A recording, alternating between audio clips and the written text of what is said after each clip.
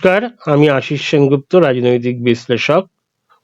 অভিষেক ব্যানার্জির diamond Harbour model এবং ওনার পশ্চিমবাংলার সর্বকালের রেকর্ড 2024 সালে 7,10,000 ভোটে জিতেছিলেন ওনার নিকটতম প্রতিদ্বন্দ্বী বিজেপির অভিজিৎ দাস বা অভিজিৎ ববি দাসের থেকে।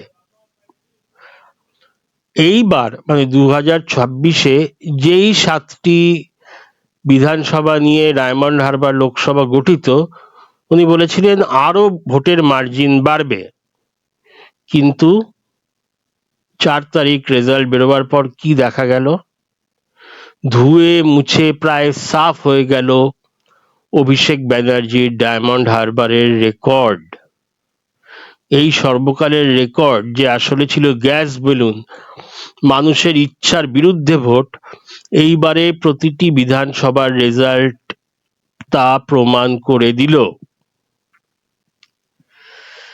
যেই 7খানা বিধানসভা কেন্দ্র নিয়ে ডায়মন্ড হারবার লোকসভা গঠিত, সেগুলো হলো মেটিয়াব্রুজ ডায়মন্ড হারবার বিধানসভা কেন্দ্র, সাতগাছিয়া, বজবজ, বিষ্ণুপুর, মহেশতলা এবং অবশ্যই ফালতা। মেটিয়াব্রুজে টিএমসি জিতেছে 87,879 ভোটে। এটা প্রত্যাশিত ছিল, কারণ পুরো মেটিয়াব্রুজই প্রায় মুসলিম অধ্যুষিত। ডায়মন্ড হারবারে টিএমসির পান্নালাল হালদার জিতেছেন 31,266 ভোটে, কিন্তু সাতগাছিয়াতে এবারে টিএমসি হেরে গেছে। হাড্ডাহাড্ডি লড়াইয়ে জিতেছেন বিজেপির সোমাশ্রী বেতাল, এই অগ্নিশ্বর নস্কর 401 ভোটে। বজবজে টিএমসির অশোক কুমার দেব জিতেছেন 46,850 ভোটে।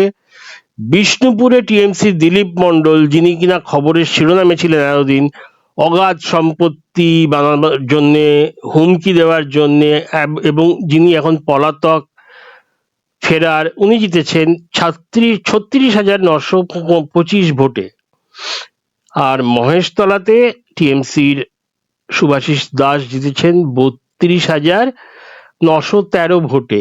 এবং সর্বশেষ ফলতা, যেখানে জাহাঙ্গীরের সন্ত্রাস ভোট লুটের জন্য পুনর্নির্বাচন হলো, সেখানে ধুয়ে মুছে সাফ তৃণমূল। বিজেপির দেবাংশু পণ্ডা জিতেছেন 1,09,021 ভোটে।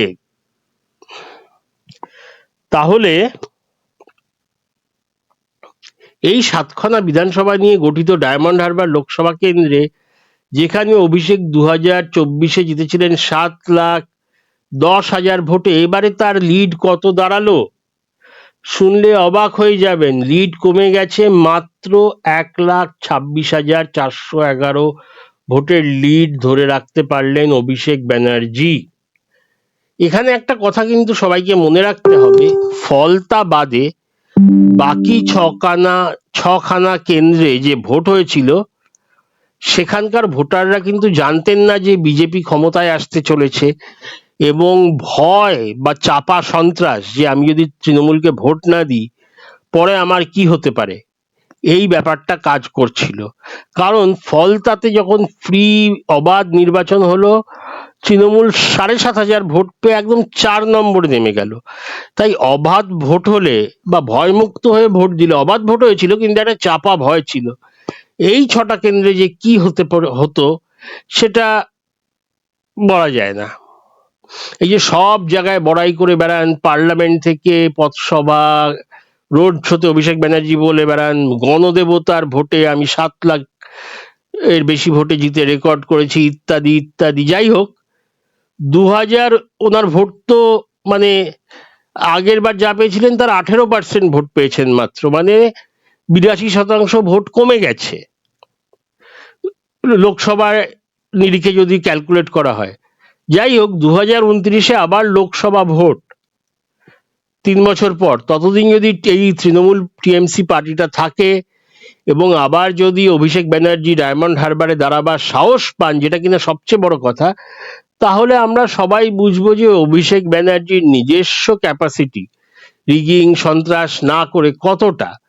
যদি সেবারও উনি জিততে পারেন তাহলে নিশ্চয়ই প্রমাণ হবে যে উনি জনগণের ভোটে যেতেন। আর যদি উনি না দাঁড়ান, পালিয়ে যান, তাহলে বোঝাই যাবে এতদিন যা ছিল পুরোটাই রিগিং, কারচুপি, সন্ত্রাস, ভয় দেখিয়ে। জানাবেন আপনাদের মতামত। আপাতত এতটাই। জয় হিন্দ।